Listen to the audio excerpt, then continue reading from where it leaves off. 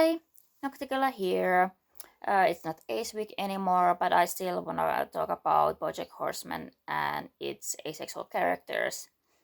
For Ace Week, I did 4 shorts about the LA Ace group members, and on the one with about the bulldog, I used up my one pink shirt. So you have to settle on this awesome bright red little my shirt. This from Movements is awesome. And I also have pink nails and a pink drink, strawberry milk bubble tea. I also have this one piece strawberry peach bubble tea, which is fun.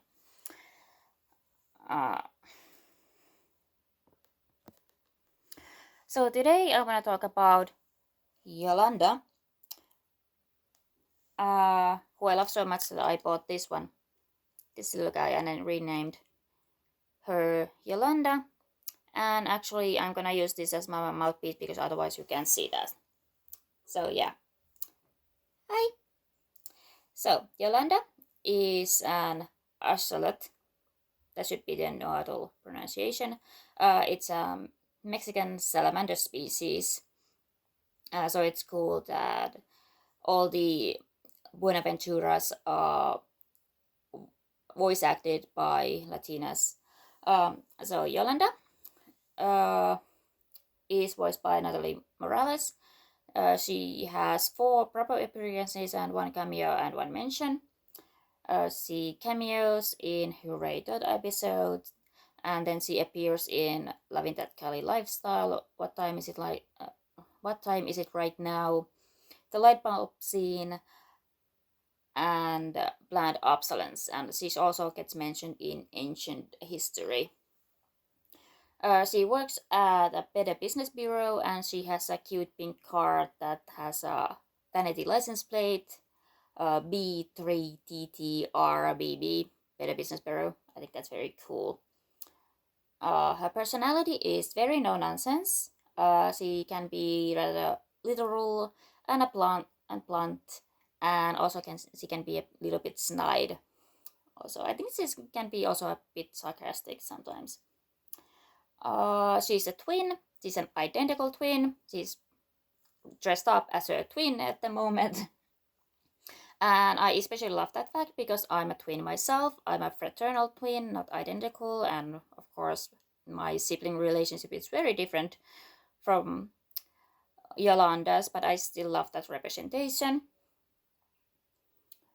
We know that she seems to be heteroromantic because she dates Todd, and later she mentions that she's trying, when she talks about breaks up with Todd, she's talking about trying to find a guy who doesn't want sex. So she's probably heteroromantic. She sometimes goes to the Ace group, but not really in any outings or stuff like that. She has met Paul Rudd, but didn't find him charming. But I do think she, to an extent, found Todd to be charming, so that's interesting. We first probably meet her through her job to the Better Business Bureau when she deals with Todd's clone dentist, aka Clintist issue. And after that is resolved by the clone dentist business, whatever company, going from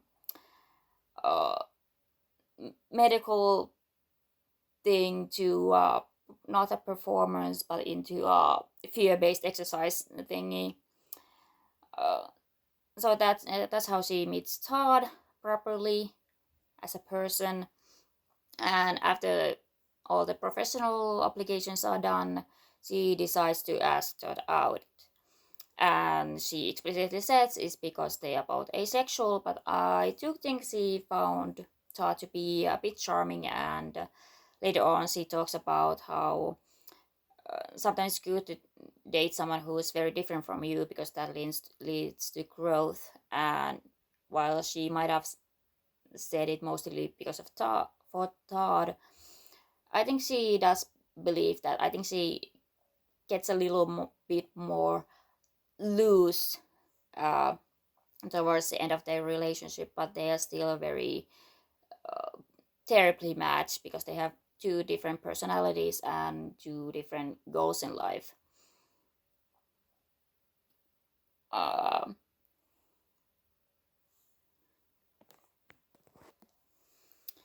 I find it really cool that we get to meet her family and see those kind of dynamics. I really love Planned Obsolescence. I think it's a really fun, like, asexual comedy of errors thing, and it has lots of really great lines, and it's very relatable, even though the Buenaventuras are a bit exaggeratedly sexual.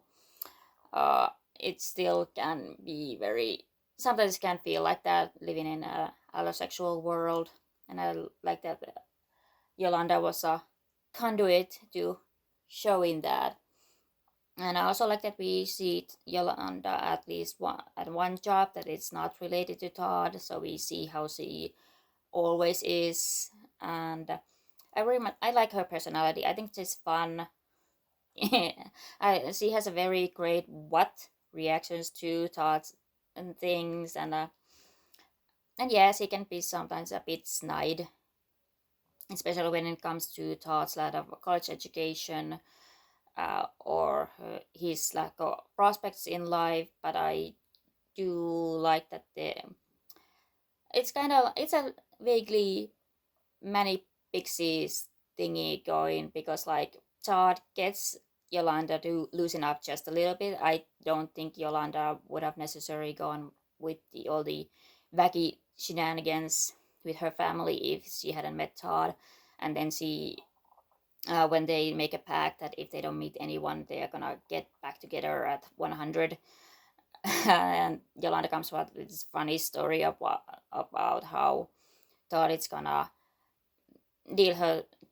steal her dentures and make a mechanized nutcracker, but the artificial intelligence will take over and stuff like that. And so, like, I think she got a lightly bit more loose, but she also inspired her to actually properly look for a job, and because of her, he does get a job with the what time is it right now.com. So I think they benefit each other. They weren't a good romantic match, but they still help each other grow. So I think she was right about that. That meeting different people can help you grow, and dating Yolanda helped Todd to be ready to date Maud. And they gave each other a safe space to try a relationship without the expectations of sex. So that's great. I like their relationship development, even if it's clearly not meant to be, and they are a low key terrible match, but not in anything too abusive or awful like this show can have. So yeah, I like that we get to see her as her own person a little bit. We get to see her family, her sister dynamic, a little bit her dynamics with her parents. We can see her at her job, and that also, so she's not just Todd's girlfriend, and she has her own experience of asexuality, where she was questioning in high school and made some mistakes about it, but is mostly secure in her asexuality, at least within herself.